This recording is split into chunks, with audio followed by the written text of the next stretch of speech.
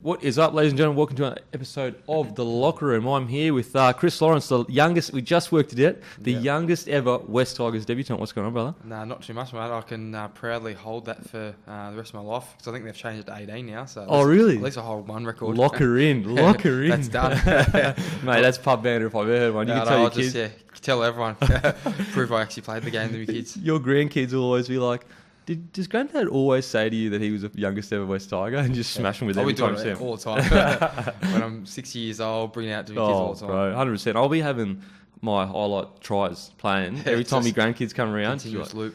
Just give me some respect, boys. Just give me some respect. But how you been? You had a up and down year with injuries, and you just said you got teared up towards the end of the year, and it was tough because you're working to get back into something. Then obviously the year ends. What's it been like for you? Yeah, frustrating year. For me personally, had a hamstring injury sort of middle of the year, and that sort of was niggling for a bit. Missed I think 4, maybe 5 weeks with that, and then got back. And then first game I got back, sort of strained my pec. Sort of played a couple of weeks with that, and then tore my pec. Partial tear, didn't fully tear it, and was sort of tossing up whether to get surgery or not. It was sort of 4 weeks out for the comp, and the medical staff and physio just said, look, probably best to, even the surgeon said, just let it heal. But they had sort of ruled me out for the year. But I think it was about 4 or 5 weeks to go. I want to try and get back, and was pretty close to playing the last week. And as you said, you do all that hard work, get back, and it was like a 50-50 call. They said, oh, no, we're not going to play you. So it's like, okay, season's done. So I've done the rehab, the hard work. Now I've got a break, and then back into pre-season. So it looked frustrating, but I suppose, I mean, we had a pretty tough year as a club. So if you can have a tough year injury-wise, probably the year to do it. Oh, 100%. And also that last game, like, it's just not. Just imagine you went back too early and you tore it again or something. You'd be devastated. And that's the thing. My physio was sort of saying that what if you did that? Then you'd have to get surgery. And the fact I did it the first game initially when I came back from my hamstring, and sort of got a knock, and he even said, look, at the time, he goes, I thought it was worse than probably the scans and the surgeon said it was, because it was a bit of a cork as well. Okay. And I was sort of carrying it for a few weeks, and I said to him, look, it's not right, but I was sort of just wanted to play, and we'll sort of battle on, and sort of felt a tear. I think it was in the Panthers game, and finished out the game, but didn't sort of realise I'd sort of actually made it worse. So he was sort of, at the end of the day, making sure that I sort of wasn't going to do any long-term damage. Yeah, it's one of those things where footy is such it's this fine line of you have to be tough. You can't be soft and always take the easy way out of no, I don't want to play. Because everyone's playing with injuries, but sometimes you've got to be selfish and be like, look, I'm just not ready, because you go back too early, you play terribly, you get injured again, you're injury prone. You know what I mean? Yeah. I think I've been guilty of that in the past. I've played through injuries, and I've probably learnt that you probably got to look after yourself a bit better. But even this year, I did I strained my hammy in a captain's run, I think before the Broncos. So I missed the Broncos game. We had a bye, then came up back the week after. Physio said, look, you're probably not 100%, but I was pushing, saying, no, I'll be right. I'm in the forwards now. I don't need to be at top speed. No breaks being made. I'm making 30 tackles a game. I'm not getting to top speed. I'll be right.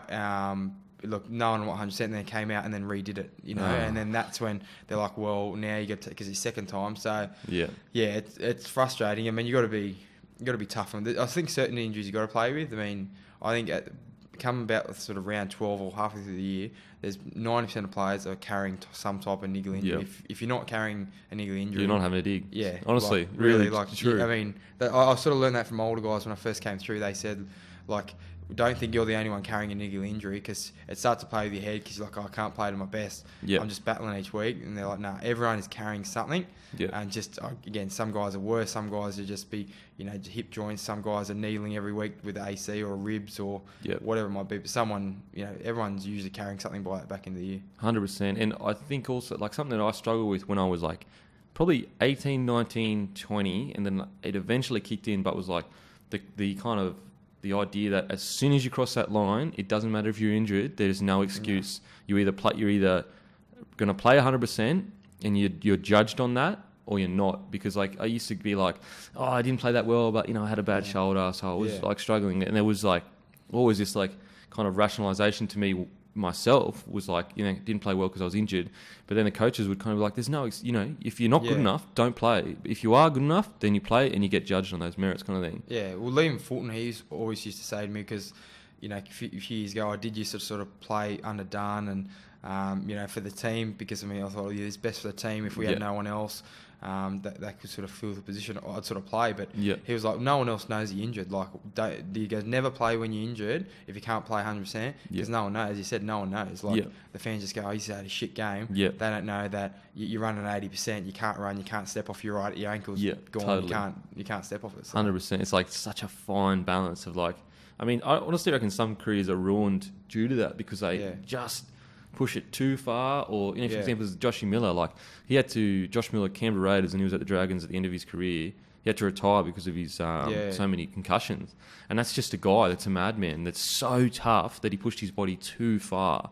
He had to retire. And it's just full to the same. He was retired, concussions. So, and it was really quick too. I mean, he did get plenty of head knocks throughout his career, but I think it was, I don't know, it was 2013 or 14. I can't remember what the year was, but it might have been 2014. Sort of got a couple in a row, and it just sort of goes, I'll wait till the end of the year, see how it goes, and got obviously the scans and whatnot. And I mean, that's just how quick it can sort of. But he played years of just, back in the day where you got a head knock and you just got up and kept going. Like, I remember when if you went off with the head knock, you were soft. Like you were legitimately soft, and that's not like no one knew. So like, there's no secret agenda of like, we know this information that it's bad for you to do that. It was just the culture of like, unless I remember if you went off, if you played the next week, you clearly weren't injured. Like that's what it was like. That's what it was. Like that was my mentality, everyone's mentality that if you had to come off with whatever it was and you played next week, it was embarrassing. 100%. And you just didn't.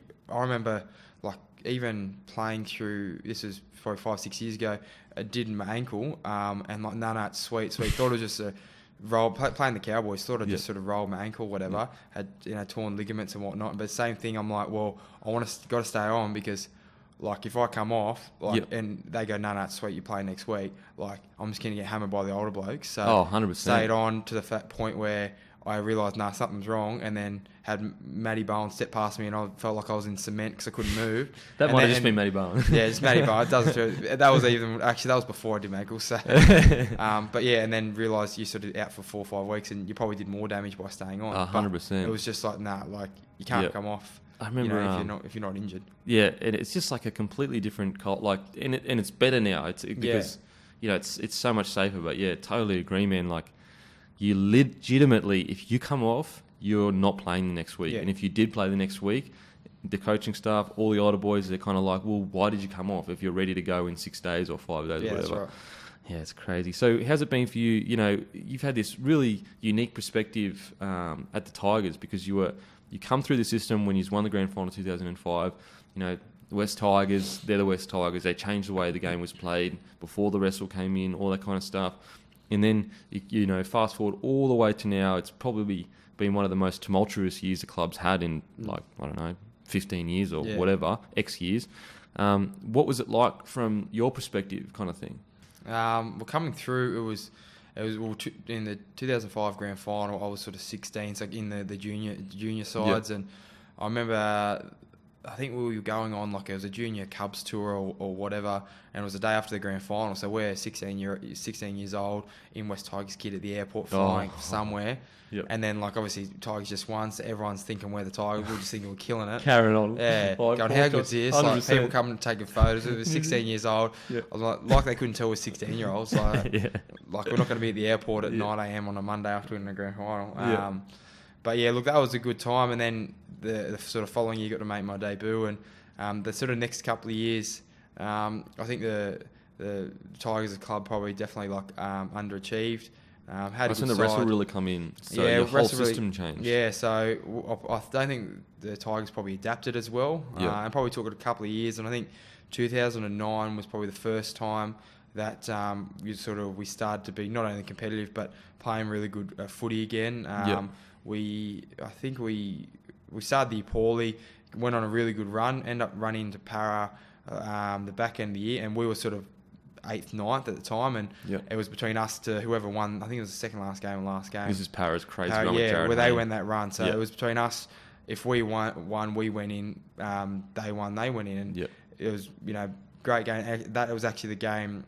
We lost Taniela Tuiaki 5 minutes in the game and then never played again. Ankle was best wing of the year all year. He was just so killing good. everyone. Yep. And yeah, he went down and end up losing that game. They go on this mad run, make the grand final. But then next few years, then 10, 11, we'll be top 4, and just luck doesn't go your way. You know, to win a comp, you sort of got to have luck. And 2010, you know, probably played that Roosters game where we, you know, should have won, went an extra time. I remember that, yep. You know, eventually get there. Was that Braithen Asterfield goal? Yeah, an Asterfield goal, yeah, jerk. Dog, what a dog.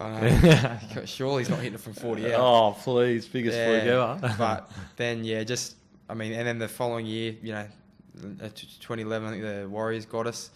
Same sort of thing, just no luck with injuries. The wrong time of year, had key guys out, and then sort of from the 2012, I think we were favourites, and then lost Teddy in round 1. He was making his debut, did his knee round 1. Oh, I remember that. That shuffled around, injuries again, Yep. and we sort of, I think that was the year Sheensy got fired because we ran 9th, and you know, from a team that was top 4 a few years, and then run 9th, they sort of changed from there. Then it was sort of went downhill. Then you know, guys coming and going, and it's just been a bit of a shit fight ever since. Yeah.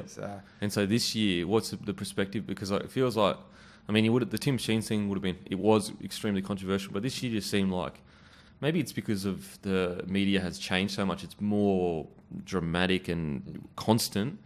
What was it like for you as a player that has seen kind of everything at the club and been through it all, watching this, like, all the drama unfold? Yeah, it's definitely more now because there's more media. We've got to do 3 media sessions a week. So back in the day, the club would just go no media. So sort of block it out a bit more. But because boys have to front the media, as part of the NRL, you've got to do it. So it is heaps more. But it was honestly like a circus. It was crazy, man. One thing after another. It was just who's up for media, and I felt sorry for obviously the guys going through it, but the younger boys as well. So the younger boys had no idea how to handle the media. They're just like, all right, you're up for media this week, and then just get thrown to press conferences. And just what do you do? You know, 100%. Even I found it hard. You got saying, you know, asking questions about the players that are off contract, why aren't they re-signing? The coaches just got sacked. You know, you got other dramas with the club, you know, the board, what's going on? And you're just sitting there going, well, that's to do with them. But, you know, how are you supposed to answer that? Yes, totally. At the end of the day, you're mates with these guys. But, and that's the thing, last thing you want to do, and people don't understand, other people ask you, what's going on? But it's you come to training, last thing you want to talk to them about is their contract. They know that if they need to talk, you know, I had chats with Woodsy at certain points when he wanted to just, you know, some advice or wanted to chat, but I'm not going to go up to Woodsy or Teddy and go, what's your contract? Yeah, what are you doing with your contract? You never talk about contracts in teams. That's last. They come there and they enjoy coming there because we go to lunch, you know, or go for a coffee and we just talk shit, and you know, so they don't have to think about that stuff. So it was a good answer for the media because we literally knew nothing, but you still get peppered with questions, and I don't care what people say to you. The more you can block it out as much as you know, for as long as you want, but eventually you keep getting asked the same questions. That your mind's on that, and then it's not on footy. And we lost 6-7 in a row. And people saying you got the side, what, you know, you're playing terrible, this and that, not at your standard. But it's hard. You got constant, you know, especially for those guys that were going through it. You know, that was hard. But to their credit, I mean, they had great seasons. You know, look at Woodsy and Teddy were definitely, you know, our best all year. So and they're the ones who really got thrown in the deep end. Yeah, it's crazy. Another thing that people don't realise is I think that, I don't know about now, but when I was coming through, you never talked to each other about how much you were on, how long you were about to sign for or not sign for. It was kind of just a respect thing. It was you know, you just didn't talk about it. You just didn't talk about it. So I could be good mates with, you know, Teddy or whatever, and you're not going to be sitting there going, you know, hey mate, you know, what are you going to do this year and what are you going to do that year? So when you're getting asked all these questions, and then another thing the media kind of does is they'll say something like, oh, so latest reports are that Teddy's going to the Roosters, and then you'll be like, oh shit. Do I give my opinion on that, or is that true? Is that true? You don't know if it's true or it's not true. No, you don't know. And they kind of corner you into this, you might say something like, oh, fuck, I hope he doesn't go to the Roosters. All of a sudden it's player, you know, Chris Lawrence upset with Teddy, you know, and you're like, oh, shit, I didn't mean that. I just meant fuck. It's just... Because that's the thing. They they usually know more. The media know more than us anyway. Cause they, talk to club. They know they've got, people within clubs, managers. Managers, so they got to get all this stuff from them. And that's said, because the boys, we don't talk about that stuff. So like they'll come at media conferences and go, "Oh, your so and so's linked to this club and that club," and it's like, "Fucking, well, I don't know." And he could be best mate, and you're like, well. But he might not even know. It might be his manager going, "I'm going to put a feeler out there." Yeah. And he might be doing a deal and not actually bringing him in the loop until something's concrete. Yeah. So 100%. they're knowing, and then the actual player's like, "Oh fuck, I'm linked to so and so." Like, fuck, I better bring your manager. Apparently, I'm getting resold. I'm going to another club. Getting brushed. It's so true. Yeah. A lot of the time, the manager is working. That's his job, to go and get. And he can't ring up the player every day going, "Oh, I spoke to Roosters today," or "I spoke to Broncos," or "I spoke to this today." Yeah, totally. So was it? What was, as an older player in the senior playing group, I'd assume? Yeah. What was in that moment of like turmoil, what was your idea of like, okay, what do I need to do to help the boys in this situation? What was your kind of role in that? I think it was just about letting the boys know when they come to training, like, this is where, like, a sort of safe haven. Come here, let's just have fun, let's enjoy each other's company, because that's what, like as I said, they don't want to talk. Like, they've got it everywhere they go. Their friends, family, whatever. Everywhere they read, they're hearing about their contracts and whatnot. And it's just about, let's just enjoy each other's company.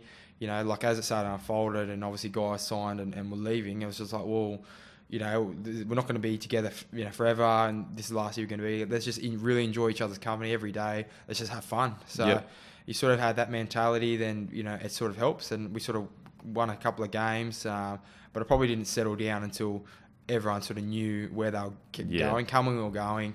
Everyone knows, okay, knew their place, knew what they're doing, and then it's just like, we can concentrate on footy now. And then we sort of played some consistent, tight footy the back end of the year without, and probably, let go a few games we probably should have won, but at least we're playing to a consistent level. Yeah, no, 100%. So with Woodsy, like, he was a big player in the club, because a lot of people, he can't go on. If he comes on a media and says it was such a tough decision, most people are going to be like, well, of course he's going to say that. Yeah. But for you personally, was there a lot of conversation? Do you because he said he spoke to you. Obviously, you don't have to speak about what he spoke to you about. But was it one of those tough decisions for Woodsy as a mate, seeing him go through that kind of?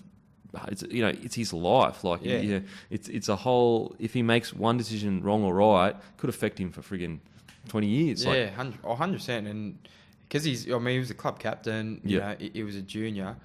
Like, it was a really hard decision for him. And that's, I think, why, the guys didn't want to run. Teddy's the same. Local junior, all of them were sort of local juniors. Yep. And look, you can understand where the club's coming from, want to try and get it sorted sooner rather than later. But, it's a massive decision for these guys. Massive. It wouldn't have been, and it definitely wasn't an easy decision to go. And you can tell by when he told the boys, like, he sort of spoke to me and gave me a call when he had made a decision, but then spoke to the boys the day after, and was obviously really emotional, because it meant so much to him. He's local junior, was captain of the club, so I definitely wouldn't want to be in his shoes, and how came to the final decision. Like, I can imagine he would have been to and froing about pros and cons of what to do. It would have been that hard. That's why, all credit goes to, say, like, him and Teddy for what he had to be dealing with off the field, but then still his performances on the field, still playing top footy and coming and having, state of origin and then backing up 2 days later, played 80 minutes, 2 days after an origin. Like, people, don't remember that, but like the teammates and our people, like the guys around us, know how important that is. Like, they played on the Wednesday. I think we played Gold Coast on the Friday night or something like that. I think he played 75 minutes or something for a front rower. 2 days after an origin. And dealing with all that stuff and people hammering him.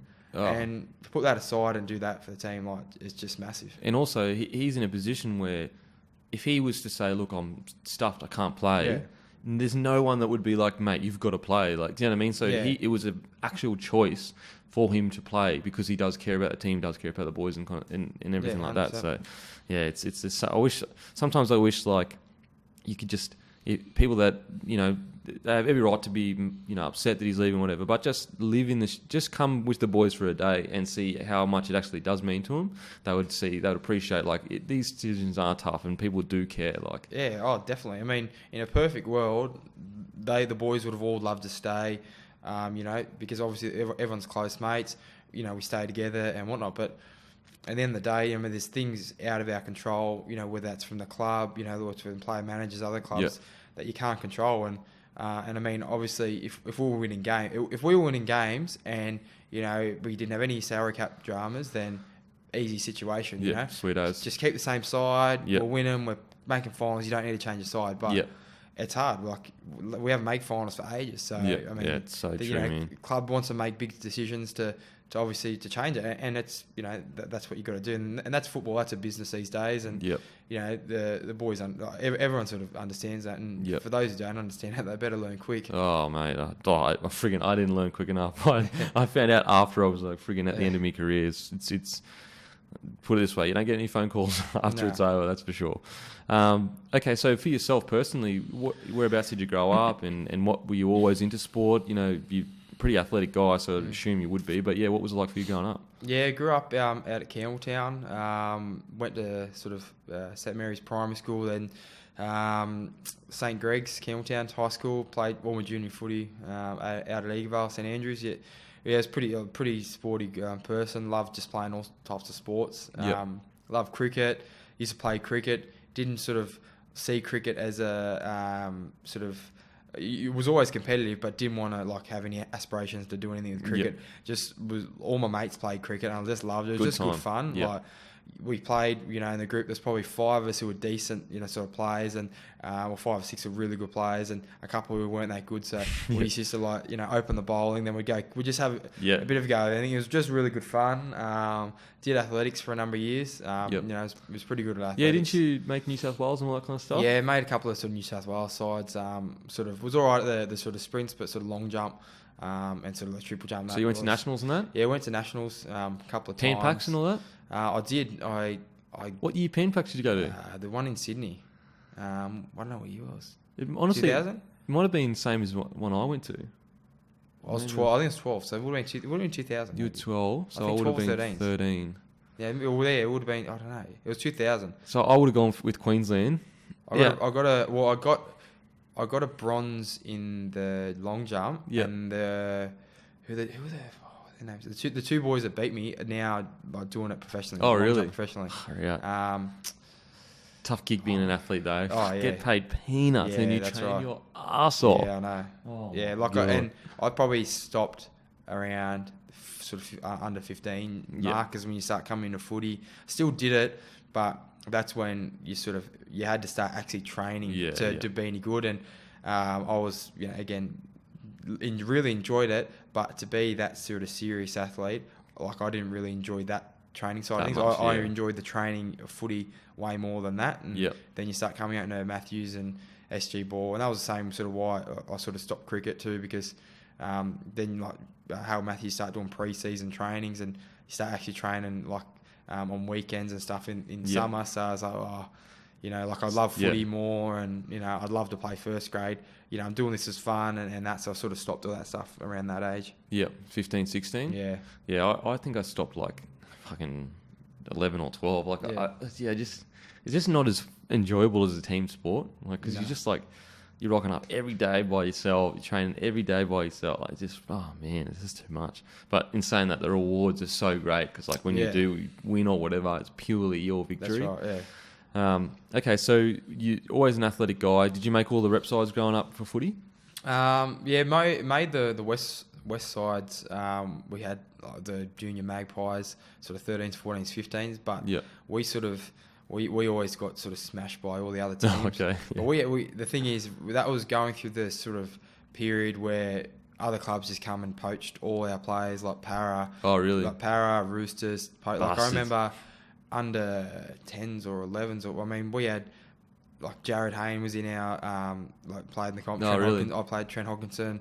I think Tony Williams might have been. Or there was a couple of really good players, and then they got poached by Para, and then 3 years later, we play against Para in Harold Matthews. They beat us 60-0, but 6 or 7 of the starting players are from Westcomb. Yeah. So it's just I just went to other clubs, and so we got pumped in all the junior reps for until probably SG Ball when You know, we started sort of, all the smaller guys started growing a bit. We were really skillful because all the bigger guys went to sort of other clubs, and we were sort of pretty skillful, and you know, made the finals. We weren't, you know, winning comps or anything like that, but sort of at least being competitive and making semis and that. Yep, it's like, I remember growing up, there was always like one or two teams that like, they were terrible for like 4 or 5 years, and then they'd grow, and then all of a sudden this team that you used to rock up each weekend and be like, this is a walk, this is a cakewalk, they're all of a sudden getting better, and you're like, fuck, this team's actually a good side now. Yeah, that's right. I mean, I remember growing up, you'd play a game on the weekend and it used to be like life or death. That's how important it was to you. Like, you'd be fully nervous. You'd be so, if you lost, you'd be devastated. Yeah. Look back now and you're just like, fuck. I know, for a game, you filthy yourself if you drop of a ball, or you're like, oh no, and like, you know, it doesn't matter. I mean, I used to think like it was the end of the world if we lost. Like, end of the world. Like, it was so important. So I was playing soccer, and if we won, it was like the best feeling in the world. And then, like, I look back now, I'm like, it didn't mean anything. That's what you like when you're young. You sort of, you think it is. It's all about 100%. winning or losing. It's 100%. So funny. So, okay.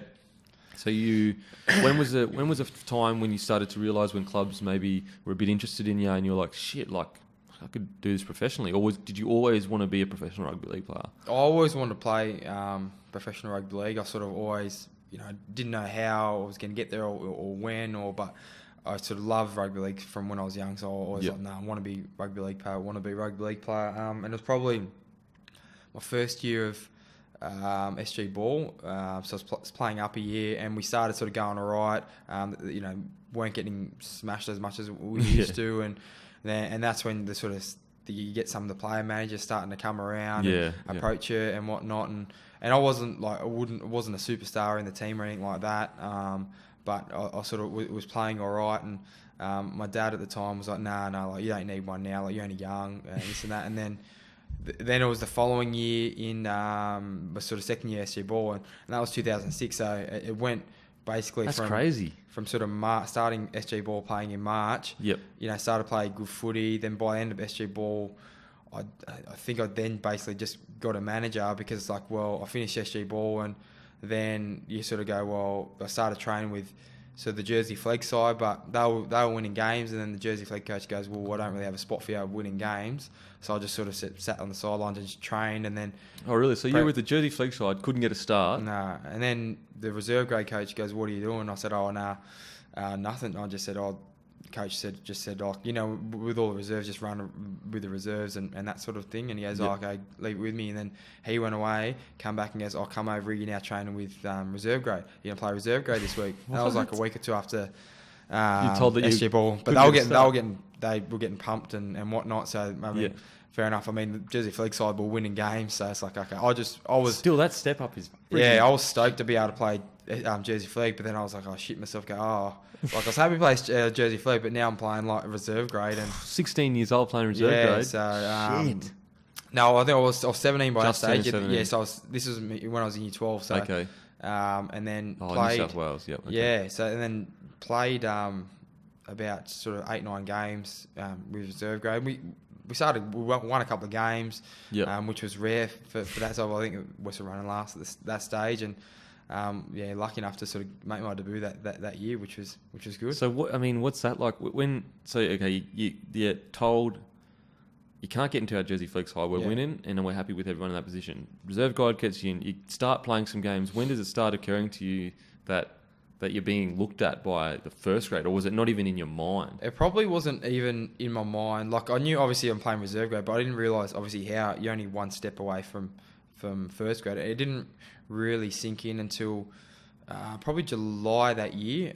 Still going to school holidays, and myself and there's a couple other guys who were sort of played in the SG ball team. We got brought up to train with first grade for the. What was that? Were you like, what? Yeah, because I just had like 3 or 4 development players go, come out. You guys are in school, but you know, just come and do full-time training for a week just to see what it's like. So that was when I was like, I'm actually training with a first grade team now.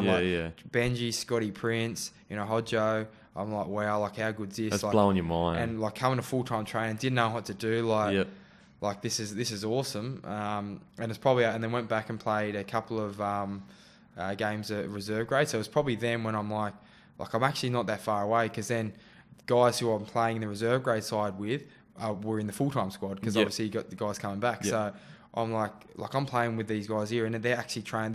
They're not playing first grade, but they're doing it for a living. In the squad, yeah. So it's probably them when I'm like, like I didn't actually realise how close I was. Yep. And then Sheensy got me and another player. He sort of does it. He did it every year. Young players to come and be sort of 18th, 19th man to travel with the team to go on one of the trips. Yep. And it was a Brisbane trip. So I came, but I was back at school then, so I only came for the I think one afternoon run and then the captain's run day before a game. So just training there, but like just to be the experience about even getting ready and warming up with the team. And then like 5 minutes to go in the captain's run, Paul Fadura does his hammy, goes down. And so I'm just sitting there going, oh, geez, he's done his hammy. And then just Sheensy comes, taps me on the shoulder and goes, looks like you're playing. And I was like, shit myself. I go, what? Yeah, he goes, yeah, you're in. And this was day before the game. What? And against the Broncos? Against they the Broncos. won it that year. Yeah. And then we had to get, my old man had to come in, and because I wasn't 18, so I didn't have an NRL contract. I only had like a second tier or whatever it was contract. So he had to come in like that afternoon, sign on my behalf, like an NRL contract real quick, because they had to register it like straight away if they wanted me to play. Yeah. So I had to do that. He had to sign it. And then, I think that was my Friday, Saturday, and then fly up Sunday, play. So it was sort of good that in the end... It was quick. I didn't have time to think of it, because it was just sort of so whirlwind. You get your plan. Did you think it was a joke at first? Were you like... Yeah, well, I didn't process, because I thought, because I was sort of playing centre and sort of wing in reserve grade. Yeah. And I sort of thought, the centre goes down, one of the other boys would go down, but then he goes, no, you're in. And then I'm like, does that mean like I'm in playing centre, or like what am I playing? I sort of couldn't process it. Yeah. And then they sort of shuffled the team around and ended up playing on the wing, but it was only sort of end of session. He goes, nah, I'm going to play on the right wing. Yeah. I'm like, okay, like I'm actually playing here. So did you? It was such a short time, but did you know that you were the youngest ever debutant for the West Tigers at that stage? Nah, not at that stage. I think someone might have told me, but that was probably the last thing I was thinking. That was the last thing I was going to say. Yeah. Was that pressure, like, the youngest ever debutant for the West Tigers ever now, forever? Yeah. You never get done, bro. It seems like I watched like. You had long hair then, eh? Yeah, long hair. Like I was a high school kid, like scrawny little high school kid. Oh, yeah. And I was it was just feels like sort of it was so long ago now, but it feels like yesterday. And Suncorp, was it at Suncorp? Yeah, Suncorp. We ended up winning the game, but we won the game, and then Brisbane didn't lose a game and ended up winning the comp. Yeah. So I'm like running out, like Suncorp's like 40,000 people, like Sunday Arvo, and what are you feeling? What were you feeling? Oh, it's just like adrenaline. I was nervous, but it was more just I couldn't believe I was out there, like enjoying the experience. I was like the first run, like kick return I brought back, and I'm running, and then you got like Petro, Steve and guys like that. I'm like, I'm actually bringing the ball back against these guys. Like they're about to tackle me. Yeah, like, it's I'm thinking, crazy. Like, Lockyer's across the road. Yeah, like Darren Lockyer, like he's putting bombs up to me. I'm catching Darren Lockyer's bombs. Like, what's going on? It was just it's a real experience. Is there any particular? Because like I was a similar situation. I actually, for my debut, I wasn't nervous at all. I just had this weird feeling overcame me, and I was so confident. Yeah. I was actually more nervous in later games. Yeah. But the first game, I was just, for some reason, this whole calm came over me, and I was sweet. Is there any memory you remember from the game specifically where you were like, this is actually like, look around and see the 40,000 people? Like, what was any memory or? Probably when I scored my first try sort of early on. Oh, far. But I didn't know what to do, so I scored. And the first thing, like, because it was early in the game, I was that excited, but I'm like, nah, don't be Larry. Last thing I want to do. Back in the day, you weren't allowed to be Larry. Yeah, if you layered up and As got pumped by 30, you look like an idiot. Yep. So I'm like, nah, just don't layer up. So I just sort of literally, I've scored a runaway try, scored, and then just sort of walked back like nothing happened. But inside, I'm just going, how good this. I hope my mates, like in my head, I'm like, oh, my mates, schoolmates will be at home. They'll be going nuts. That's all I'm thinking in my head. Yeah. And sort of crowd going sort of nuts, and I'm like, how good's this? And I remember, but the game, like, because you get so much adrenaline, like, you sort of, I didn't feel tired at all, because I'm like, this is, in your head, you're like, oh, like, how good is this, having this much adrenaline? Must be like this every week. Yeah. You slowly realise, nah. Nothing hurts as well. I remember my first game, nothing hurt. Like, I so much adrenaline just running through you, so you don't. Far out. So what's the phone call like to get dad? Like, dad, I'm playing? Like, what was that like? Yeah, it was like literally straight off the field. to call him because he had to come down to sign the contract. So yeah, like he was really proud, obviously, and so I had my parents fly up for the game to watch me, and yeah, so I mean it just happened sort of all of a sudden, and I actually had the because I did pretty well at school, and I had like a trial HSC exam on the Monday. That's why I couldn't come to training, because I had like exams that previous week. So I had to go. So we played the Sunday. We flew back day game, flew back that Arvo, but I had like a 9 a.m. English, I don't know what an exam sort of Monday morning. The next day. So in my head, like I'm sort of like, oh yeah, I've got that, and then finished the game, and like all the boys, because obviously we won, and I think we still kept our season alive. Then the boys were still in the running we didn't make the finals, but we're still in the running. So that everyone was pumped, beating Brisbane, like come on the top of the comp. So fly home, everyone's pumped, and then I sat next to Chris Hyington on the flight home, and then my old man, like, it was really good, and like to this day, like I credit everything to my parents, because they kept me grounded and make sure I keep working on stuff off the field. Just sort of said, look, like enjoy it, but you got an exam tomorrow, like you've worked real hard for your HSC. Don't throw it away now. Like you got like 6 weeks or whatever left until you're done school forever. I'm like, yeah, sweet. So I sat down on the plane, and I got study books out to study on the plane on the way out there, on the way home. And then I'm sitting there reading, and then Chris Hyington just looks at me. He goes, mate, what are you doing? Well, I got an exam tomorrow. He goes, mate, put that shit away. He goes, you just won your first grade game. Let's celebrate. And I was like, oh, yeah, awesome. Yeah, okay, 100%. Yeah, okay, whatever you want. Put it away. But yeah, and then Hyington would have been the worst person to sit next to study next to. He was that pumped. But then they had the exam next day, and yeah, so I went from there. Fucking bit of a whirlwind that next sort of week or so. Yeah, rocking up to school and that, you would have been a hero. Yeah, it was good, but then it was I learnt a really sort of like tough lesson straight away, because we sort of went to school the next day, and then like as in the media. So then I come out of school, out of my exam, like media everywhere, and then so the school said that we're not letting them in, the gates. They've got to be outside. Yeah. And then we used to, like after exam, all the boys used to finish, go, let's just hang out. And I mean, guys from Campbelltown, like there's no coffee shops, so go down to Macca's and hang out at Macca's. Yeah. So we all drive down to Macca's, and then like the Telegraph or whatever, they follow and just start taking photos. And then like the photographer's like, oh, getting trying to mock up shots and that. Yeah. Like, and I'm like, yes. Like the boys like, yeah, and all the mates go, yeah, we're going to be in the paper. How good's this? So getting shots and doing this and that. And then there was a point where they're like, oh, do this and that. And I'm just like, looking, I go, maybe it's not a good look. Like I'm in Macca's, and I don't know if some of them, I'm like, no, that's it. And I just sort of stopped. And then next day, paper of me with big McDonald's sign in the back. And then club goes, look, that's not a good look. Like, and I'm like, well, done nothing wrong. Like, I didn't realise that that's just what we do. Like after exams, we go hang out at Macca's for a couple of hours. 100%. Talk shit. 100%. And man. Straight away, but that was good. It was a lesson of the media, like they're trying to get, a certain picture or portray a certain way. So you got to be careful. What happens, and that was within the first sort of game. Yeah, that's a great lesson to learn, because like even it's such an innocent thing, but they're making out that you're still this young rat bag hanging around Macca's with the boys, and you're playing for the West Tigers. So yeah, that's fucking media, man. They just they do not care. They will do anything. Like you're 17 years old. You got no idea. I was listening to him go, yeah, sweet. What you want me to do? He goes, yeah, get him in a headlock, pretend you're like giving a punch. So do this, do that, and I'm like, yeah, sweet. And then I'm like, that's so grubby. It was just after a while, like, and they kept going and going, and then people were stopping and watching. Yeah. Because obviously the cameras. And I'm like, oh yeah, I'm just.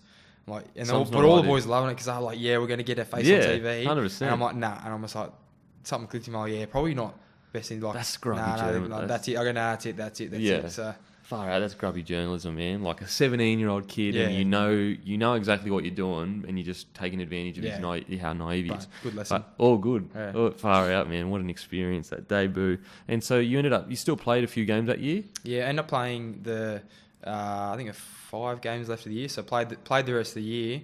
How was that, juggling school and footy? Was that tough? Well, it was because my exams finished. Sort of, it was in that period where you sort of finished some the trial exams, and then you have school, but it's just more like studying for your HSC later on. Yeah. So I trained, because once I'd done my exams, I was like, well, there's not actually any work to do, so I sort of trained full time.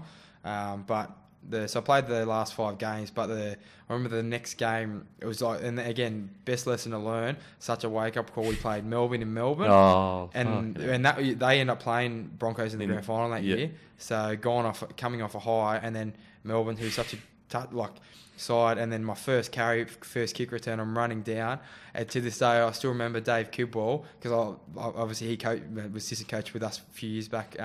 He running back there, and he's calling out, Lawrence, left foot step, left carry. So I'm running back, hearing them calling what I'm going to do, or saying hit and spin, and I'm like, because they've done their homework. And 100%. As a kid, you're like coming out taking a scoot, and they're calling your name, and and then rattling you, because you're sitting there going, shit, can I do a left foot step now? Because they know I'm a left foot step, and Melbourne Storm as well. And then and then I think Inglis scored 3 tries that game, and ridiculous. He was I think I don't know what I was playing, but they changed whoever was marking centre against him. They changed a couple of times because he was just run right on us. And then about 20 minutes ago, Shinzi put me there. Oh no! And I was just like, "Are you serious?" It's 40-10. Yep. It's just why are you doing that? Yeah. Inglis is just running right. And it was just having him and trying to tackle him, and he's just throwing you off. Oh, mate, he was ridiculous. But again, great lesson, because you come off a high thinking, I'm not tired and nothing hurts, and then come down, getting pumped, and realise, wow, I'm so far off. The top level in this game, it's not funny. The good thing is you get to defend Inglis, that he's essentially your same age, 1 year older. 1 year older. But and he's so good, and you're like, wow, this is where I need to be if I want to keep my spot pretty much. That's right. I mean, he was a freak from day dot, but he's still he's only young. Yeah. And I'm like, then you got other guys. Obviously you had Slater and that just carving us up. Yeah. And I'm like, this is the top level. I'm so far off. It was such a good feeling, but I have so much more work to do. Melbourne Storm in Melbourne. That's a tough gig, man. Yeah, tough gig. Okay, so the next year comes around. How many years did you sign that NRL contract on that day? Did you sign 2 years, or what was it? Yeah, I think it was a 3-year deal. So they just go sign. So before sign 3-year deal on the old, I think it was called an apprentice wage, with matches. So I've gone off. Yeah, matches are great. 2 years of apprentice wage, and then so great business move by them.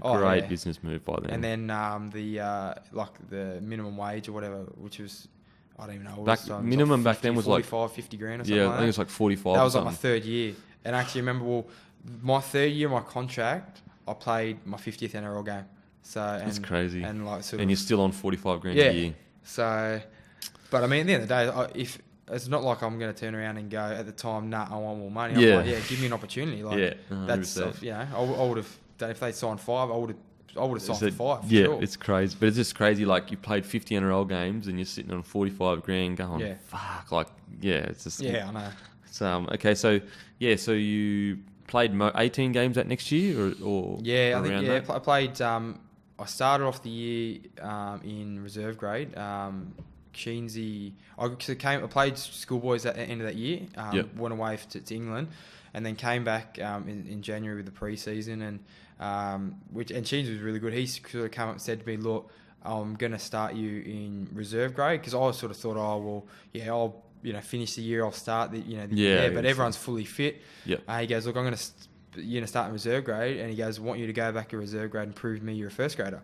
So I was like, okay, so went back there and played 6 or 7 games there, and then a few guys were carrying niggly injuries, and then he goes, "You've been playing good footy, I'm going to sit you on the bench 1 week." Played Melbourne in Gosford, so I'm like, all right, Melbourne again, awesome. And then about 5 minutes in the game, Benji does his shoulder, out for the year.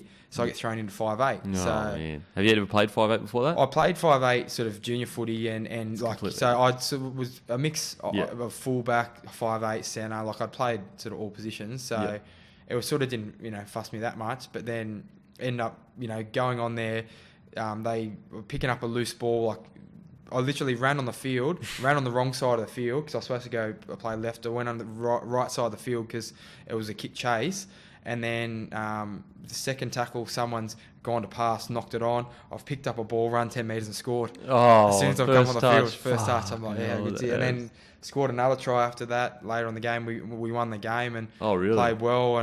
And then I sort of didn't play 5'8", but you played all right. So Machines goes, yeah, you've kept your, you're going to keep your spot on the bench. And sort of then just was a fillet. I come on as a winger, centre, just whatever. I was just sort of on the bench for a lot of the year. Then I think finish off the year not playing sort of a lot on the wing. So sort of earned my spot, which was, and I, again, probably credit Sheensy for that, keeping me grounded and making sure, which he did with a lot of those guys back then, gave them a bit of a taste, sent them back, made sure they were sort of ready when they came back next time. No, 100%. It's smart because like if you had have played first grade that straight away, you probably wouldn't have appreciated it as much because you'd literally gone from school straight into friggin' Well, just the assumption, like and I was naive. You think, oh well, if I finished there and I wasn't playing bad footy, I should stay I'll there. Just start. But then you don't realise, well, guys are injured. And you're only playing there because the injury list is that long. Yeah, it's so true. Okay, so when did you sign your next contract and where were you in your career then? Because 2000, you made Prime Ministers 2007 to 2012. You made Australia 2010.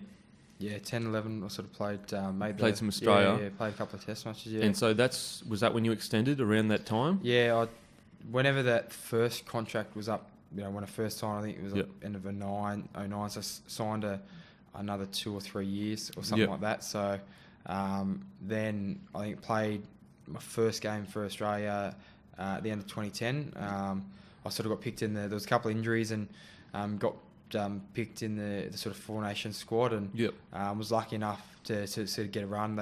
The last game, the Australia won the first 2 games, so they gave the other boys who hadn't got a run got a game, but we ended up playing New Zealand. It was New Zealand at Eden Park, so really? It was not a bad sort of first 100%, game to play. And ended up getting the win as well, which was sort of special. And then what was it like though, getting a call up to play for your country? You're putting on that fucking jersey like. Fuck. Well, at the end of the 2010 season, again we were top 4, and we got beaten by Dragons in the preliminary final. And they won it. And beat us by a point. And far out. Yeah, we'd lost Toddy Payton who rolled his foot on a tennis ball. Best forward all year. Goes down God. Like 2 days before the game.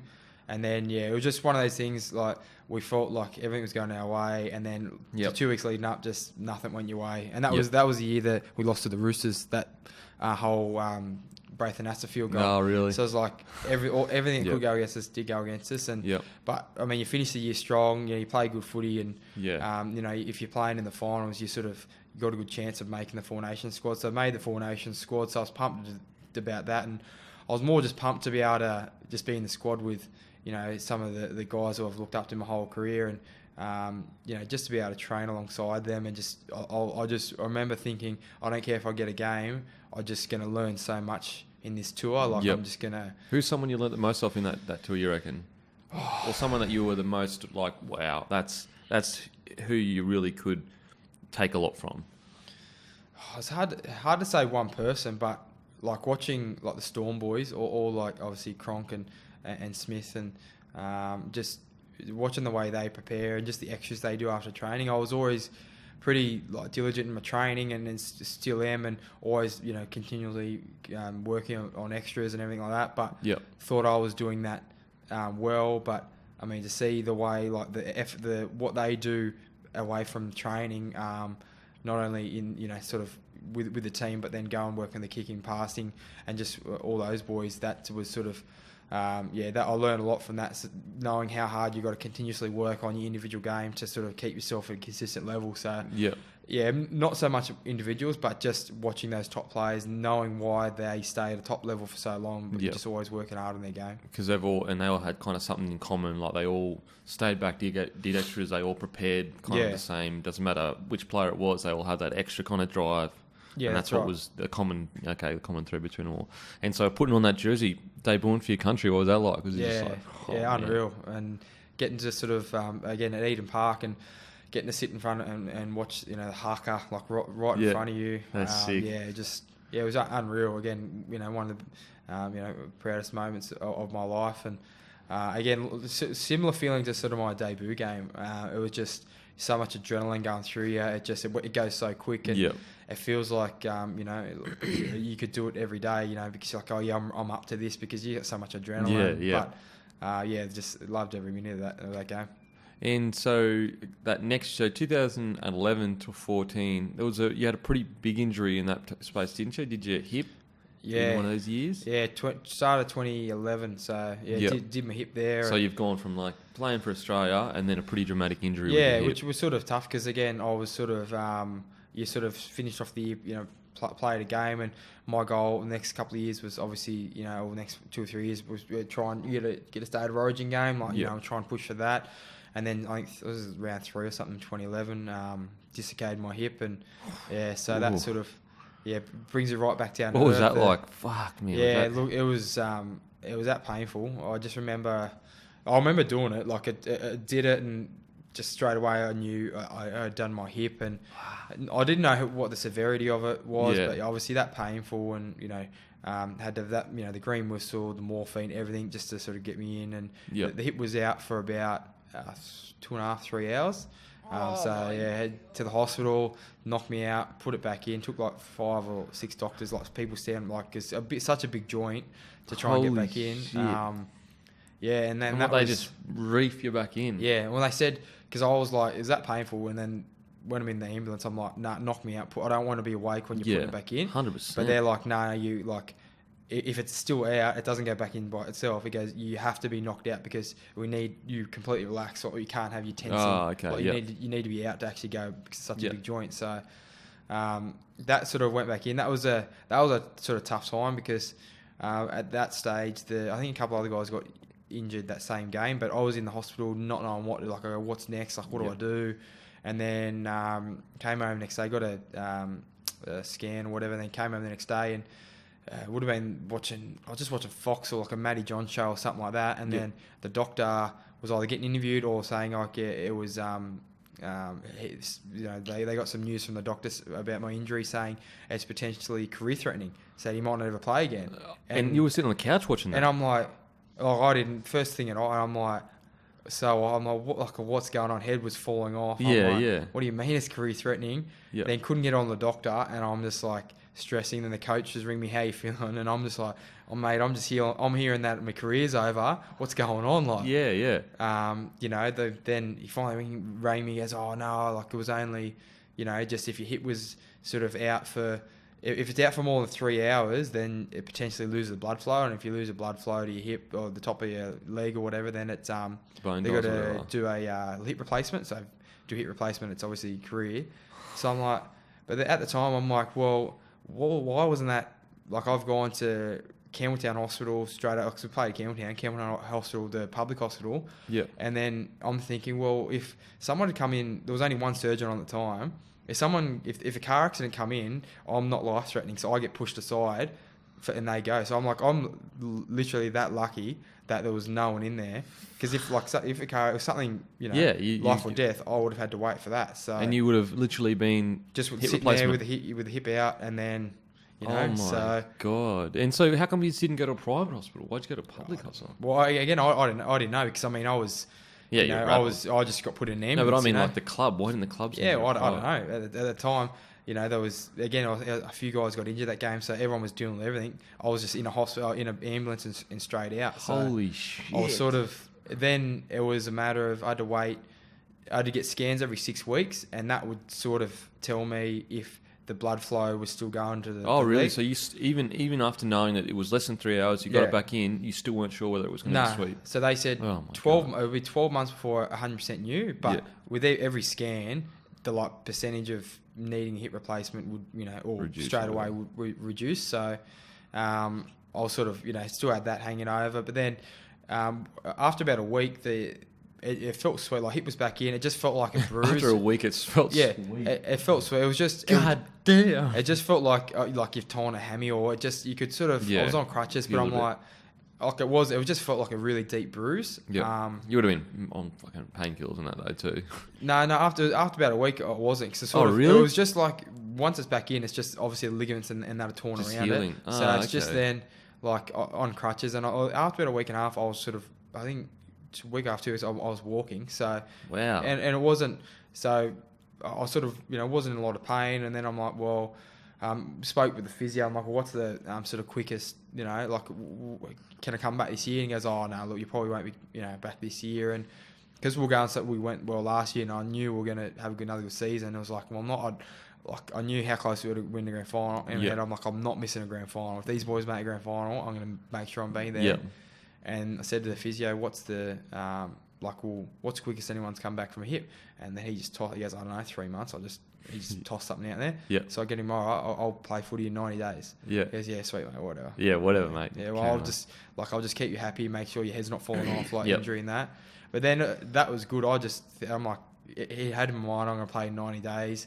So I set myself little goals. I'm like, no, I'm going to actually play footy. And then, so I did like rehab to a T, make sure I did everything the physio asked me, and had little goals. I'm going to, do leg strengthening exercise after 30 days, or Yep. whatever. I start running after this amount of days, and it was good because it kept me focused, and like all I had to do was worry about the next 7 days, because I had like little targets that Yep. physio set me that I got to sort of make. So Yep. it was really good. Really helped me stay on track, stay focused, and just not be sort of down the fact I'm injured and that, and around Yeah. the boys. And the boys would sort of give me shit because I literally would know what day it was in my rehab. Cause Oh, I was really? like, I'm that focused. I'm trying to get, Yep. hit my targets, but they just saw it as a G up. But Yep. end up coming back and playing in like 3.5 months or whatever. So over 90 yeah. days. But, and It's good because, like, lucky he said 3 months and not 12 months. Because, Yeah, like, that's if, right. if it was 12 months, you would have been like, well, fuck this. Like, Yeah. fuck, I'm, whole year, fuck. Like, yeah, and that you listen to whatever, like, that's what I mean. When you get injured, and you say, well, what's the recovery? Like, Yeah. good or bad, between whatever. So you try and work hard for that lower end of the scale. But, Yeah. if he had said, oh, it's a 10 to 12 month thing, Yeah. then in my head, I'm like, well, and I might not have, I might have, but I might not have worked so hard early on, that first 6 Yeah. weeks in my should rehab. have been rattled as well. Yeah, but because he said 3 months, and he's like, well, okay, 3 months, but you have to do that first 6 weeks are really important. He likes it, so I was like, okay, well, first 6 weeks I have to do Go hard. everything. Yeah, far out. So, did it rattle you thinking I might never play again? Like, was that rattling you at all? Were you like, At not the thinking start, about yeah, that? but then 6 months scan, I had no signs. Then I got another scan like a couple of weeks before I played, and by this stage I'm running and everything, and there was no sign. So Yeah. then the doctor's like, well, have to get another one at 12 months, but like given the fact you're already up and running and Yeah, and you're playing. it's like a 1 in a million or whatever Yeah. chance. So it sort of, by that stage, I knew it felt fine. Yeah, So okay. it was sort of didn't really bother me then. Yeah, it's crazy how close you came. Like, Yeah, it's stay there for an extra hour, and all of us. Yeah, well, and that's what I mean. Obviously, everyone has injuries and whatnot, and everyone goes, "Oh, like and that hit was bad." But I mean, I was that lucky. It could have been so much worse. Like, Yeah, as I said, yeah. Like it could have ended up. I was, again, I didn't when it went back in. Again, they said because I didn't chip any bone when it went back in, it was just the cartilage that was torn. Like I didn't need another surgery, which other guys who have done it have okay. needed. So, Yeah. like I was unlucky, but lucky in a way. Lucky in an unlucky way, Yeah. kind of thing. Yeah, that's fucking good. And you ended up making City that year, New South Wales City? No, because I missed all that period. So I missed that that period. missed the Origin, missed City that year. Did you make Prime Ministers? No, I didn't play Prime because we made the semi, so missed Prime Ministers. But I ended up playing, I think 5 Test matches in that year. Oh, okay. So you made Test. Oh, yeah, wow. again they had a couple of. They again sort of got a few guys in the centres. I think Justin Hodges was injured, and Yep. a couple other guys were injured. And then so 3 centres were picked with me, Greg Inglis and Willie Tonga. And Yep. yeah, I don't know. Greg Inglis didn't play the first game; was injured. I think he was coming off injury. So the first game of the tour, it was me out of me or Willie Tonga to Yeah. sort of get a start, and I would just sort of happen to have the better game that sort of game. So got the sort of lead and run on him, and ended up playing sort of every game that tour, which was Far out. Was that something you look back on now? Like at the time, it probably didn't mean as big a deal, but when you look back on it, you're like, that's a pretty crucial time in my life. It was maybe massive injury. Yeah. Then playing for Australia, that hard work is such a massive reward. Yeah, I think making the squad was really good because that was sort of just for me. I was like, yeah, like you've done the whole. Here's your the reward for that hard Yeah. work, just making the squad. And I thought in my head, I'm like, well, it's just going to be like last year. You might play a game if they let all the other boys get your game. Otherwise, you'll just be training, just do the same thing as you did last year, and then look next year. And I was just lucky enough that I got a game early on and played all right and got to sort of stay there. And that last game, and it's probably one of the games I've sort of will eventually remember as something really special to me. But we won the final against England in England, and it was Darren Lockyer's last ever game. So to say like you 100%. Get to have played in that, and just the feeling after that, after everything I'd sort of gone through, the start of the year was a sort of reward. But I mean, as like footy's a roller coaster, you have highs and lows, and next year, the years after that, you sort of lows and that again as well. So the next few years, what's it like for you? Because the next few years, you move into the forwards, and the club starts getting all new coaches. Next 2 years, the 2012, I got an injury, I think like early on the year, just a sort of injury, and that sort of sets you back. So started the year really slow. Then again, started playing some good footy back end of the year. Then just had a minor ankle injury. So, and again, it was a time where we were sort of pretty inconsistent. So, didn't sort of make any of the origin sides or anything like that. Sort of because just I wasn't playing good enough at the time. Josh Morris and Jenko were playing great footy. So, sort of missed the running on that, and then sort of finished off the year with an ankle injury, and then 2013 started and then picked up an injury first round, like an ankle injury first sort of game, and it was only a minor thing. I didn't think too much of it, but I'm like, it's just bugging me. And then the next 6 or 7 weeks, it was getting worse and worse, and I just couldn't run with it. I couldn't run properly with it, and I kept saying to the doctors, like, something's wrong with my ankle. Like, I said, I just got a bit of bone bruising. Like, it's all right. I'm like, okay, sweet. And then got to the point where I needed, it was the City injury. Yeah, so I sort of didn't play that game, and then the week after came back, had a week off my ankle, thought it would settle down, then it didn't sort of settle down. Did my hammy, and ended up doing my hammy that game. Got that right, and then I was coming back from, and this is like round 10 or 11, like halfway through the year, coming back from the rehab running from a hammy, and I'm limping, and the physio goes, is the hammy not right? I go, hammy's sweet. I go, this ankle is, I don't know what's wrong with it. Yeah. So finally and the doctor had been saying the whole time, look, it's just bone bruising. Yeah. Go and get scans. They go, you've chipped all this bone there, all the cartilage is torn, like you've got a big crack through this bone. You can either play through the year or get surgery now, and it's a 5-month surgery. 5 months. So I'm like, it's basically season. So, yeah. And again, this is one of those times. It's like, well, like I'll just play through. Like I'll do. So I literally just limped through the year. Wouldn't train. I'd be off my legs all. I'd be on one leg, and then I sort of, and again, I was down on confidence, playing terrible footy because you're playing the centres. You can't take off. You can't step off your 100%. foot. And then no confidence whatsoever. None at all. And then said to and the physio basically said, once like we weren't going any good that year. Yeah, once we can't make finals, we're going to get surgery. So I ended up getting the surgery, and they're sort of going from there. Right. And then so the next year, what was the next year like for you? It's 2014 now. Yeah. So next year.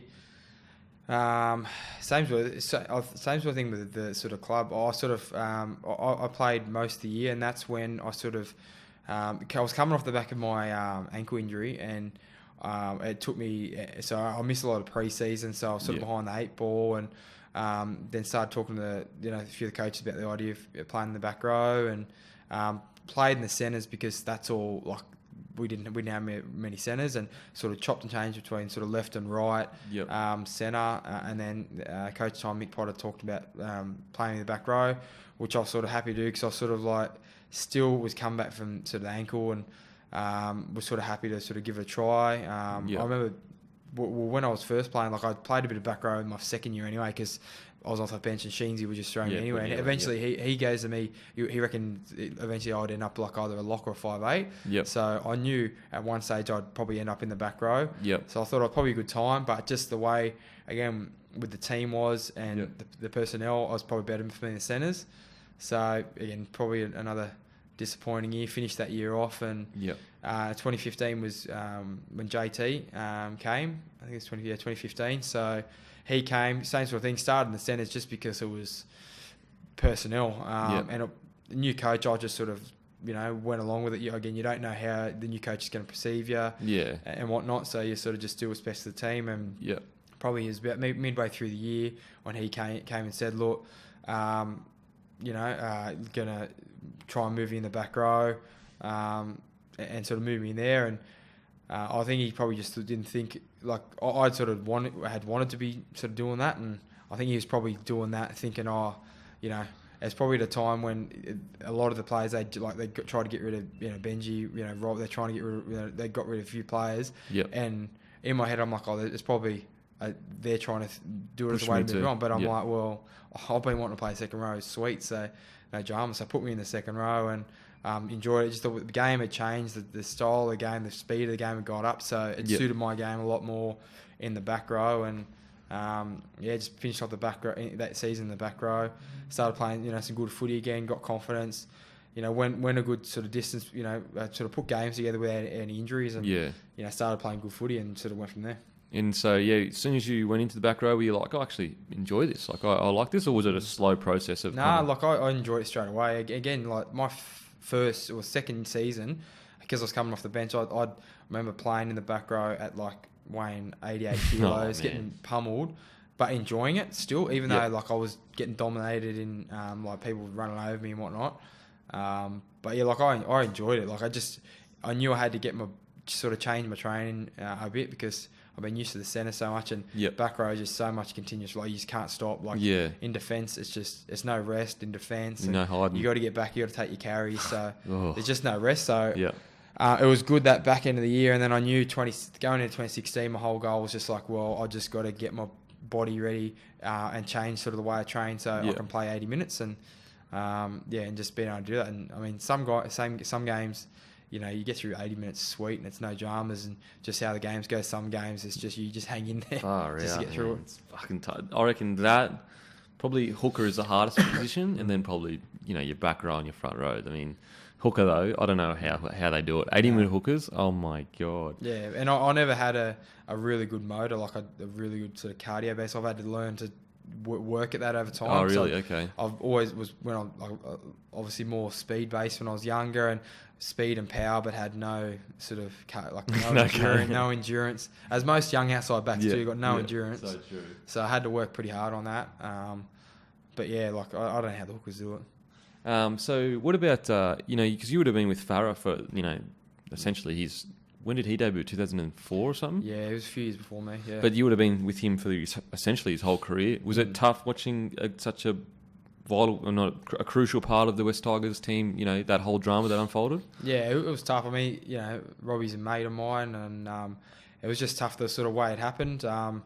But it was sort of by that stage, it already happened with like a lot of us. Like Benji had left, Chris Hyington, Bowie Ryan. Like even beforehand, like they'd got shown the door. Like all your good mates were getting shown the door. So it was kind of like used to it. You're sort of used to it. Yeah. But I don't think he probably thought it was no one. You'd never think it's going to happen to you, but it always happens to you at some stage. So it was a shit thing to happen, and it was.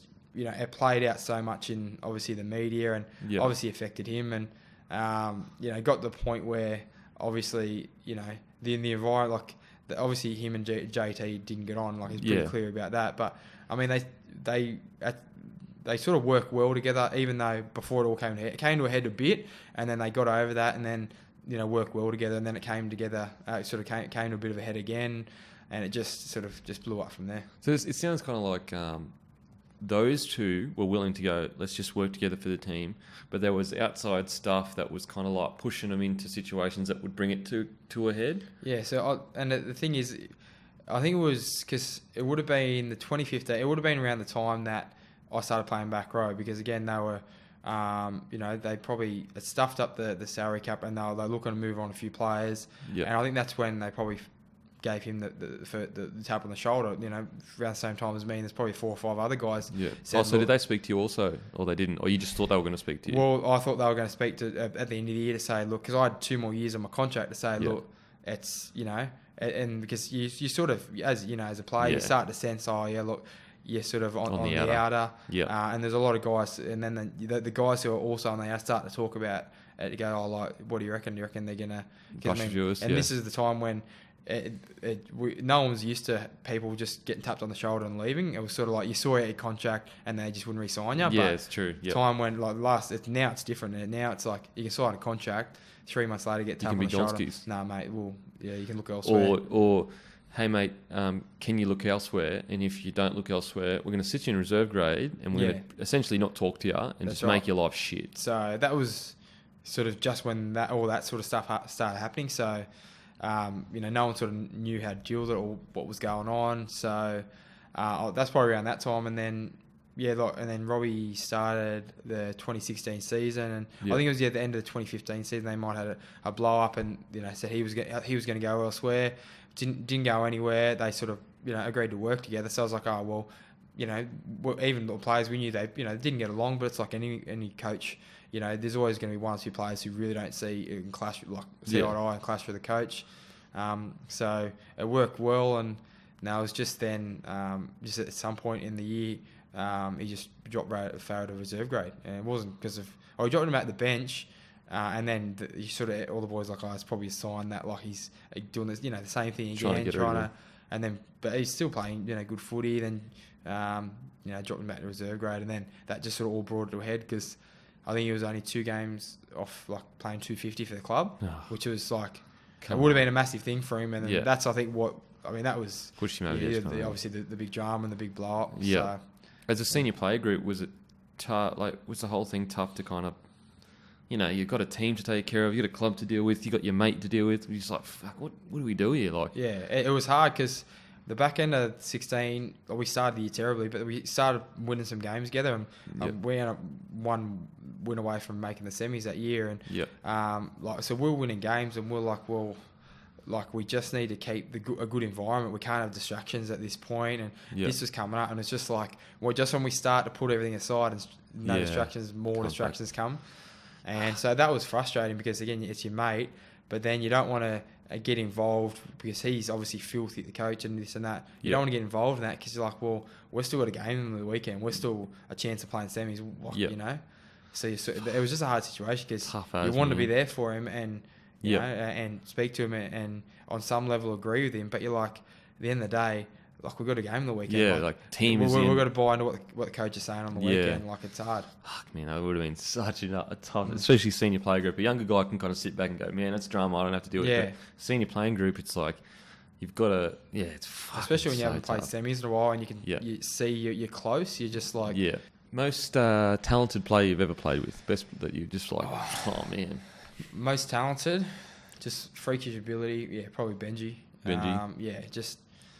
Freakish ability. What he used to do sort of on the training field, like some of the stuff he come up with on the games. A lot of people probably thought, it was off the cuff, but just thought, that was a spur moment thing. But one thing Tim Sheens, used to say to him and all the players in the training field, you can do whatever you want in a game if you practice it. So if you practice chipping and chasing in training, he wouldn't spray you if you did it in a game. Like if you practice flick passes and whatnot in training, and you practice execute it, then you could do it in a game. So he used to come up with those things, all the flick passes and that, just every day at training. So it's no surprise to us when he comes after that stuff in the field because we see it every day on the training field. And like that flick pass, like it happens kind of regularly now, but no one did that shit before Benji. No. Like no one did that kind of shit.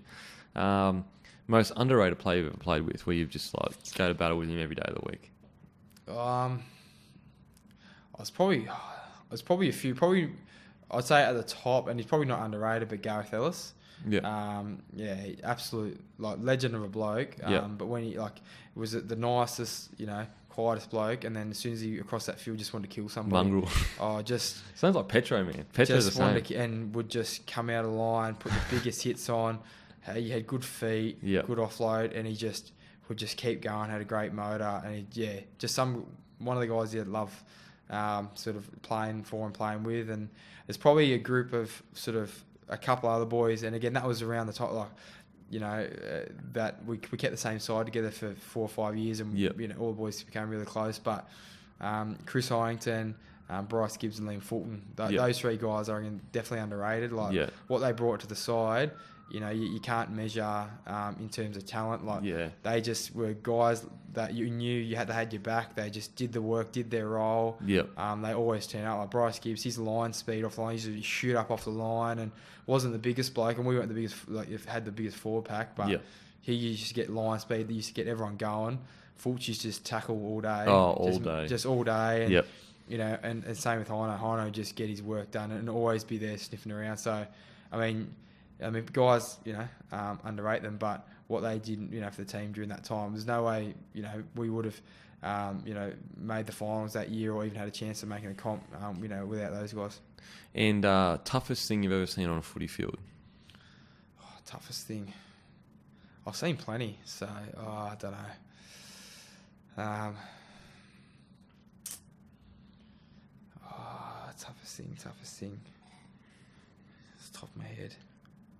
You would have seen so much needles and shit. And Last year, I don't know if it's the toughest thing, but so 2016 there was myself included. There was about 5-6 guys before a game getting needles for broken ribs.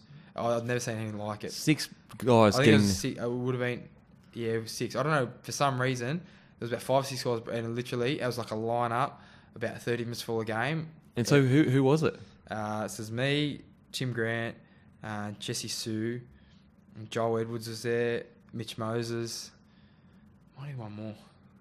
Yeah, there was and all broken ribs. All broken ribs. Holy shit! Yeah. And so that's just fans would never see that. Yeah, and it's just like, and that was the first time I'd broken ribs when I did it. So I was like, didn't know what it was, and it's painful and all the so painful. But so not sort of, wouldn't say that's tough, but just week to week that. Wouldn't say that's tough. It's tough, right? Actually, no. One thing, probably toughest thing I'd ever seen was, I don't know what year, 2009 or 10. Heath Galloway had a really bad toe injury. I don't know what it was, whether it was turf toe or fractures in his toe. Yep. And for the last 8 games a year, he needled in his toe to play every week, and to the point where he didn't train all week. And it might have been 10, we were going to play semis, but he was turning up to the game in a boot. So he'd rock up to a game in a moon boot, take the moon boot off, put a footy boot on, play, finish the game, needle up, play, and for 8 or 9 weeks straight. God, that's fucking crazy, man. That's just that's next level stuff. And it's you see it, not that level, but you see stuff like that each week. Someone's doing something like that. At every club, there's always someone doing something like that. It's crazy. And what's the future hold for you personally? If the next 12 months go perfectly for you, what do you hope happens? New coach, Ivan Cleary? Yeah, well, hopefully we're at semis next year. It's frustrating sitting and watching the semis and not being a part of it. But obviously new start to the year and all going well. Hopefully, personally stay injury free. Just start to get back and play some good footy again and. Playing some semi-final footy, I think. It'd be good for the club to get back there, and got a lot of depth this year, or sort of next year, sorry, which is going to be good for the club, and because the club has always had a lot of injuries, so it's going to be good for us, and just looking forward to winning some games on a consistent basis. It's been a while. Man, that feeling of losing week after week, it can just get you down, man. Gets you down, and you sort of then the environment. It's winning fixes everything, and totally. When you're winning, everyone's happy. You come to train, it's just such a good environment to be in. So good. Yeah, that's sort of what I'm looking forward to next year. Yep. Favorite rapper of all time? Oh, rapper. I don't Not know. a rapper? Not a Favorite rapper. Musician of all time? Favorite musician? Not of all time, but it's stood the test of time. Coldplay. Coldplay, Can't beat a good Coldplay. 100%. Yeah. That's it, bro. It's we've been going for an hour and 30 minutes. Sorry, bro. I smashed your time. Sorry, but thanks so much for coming on, man. I really appreciate it.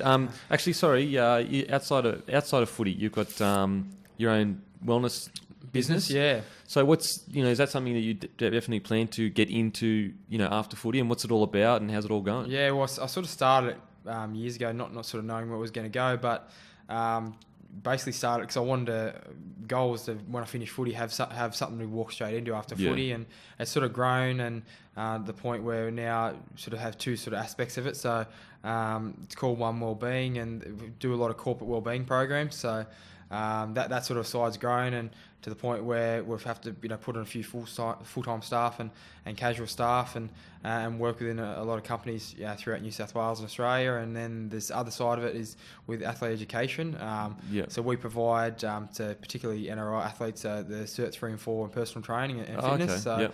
Over the last 5 years, I think we've averaged about putting 40 to 45 players through the course each year. So at the moment, we're looking at growing that, and in the process of becoming our own sort of RTO. So we'll sort of own the course. At the moment, we sort of develop the course but buy it off a sort of third party. So looking to at this stage, looking at going into other sort of sporting sort of teams and codes.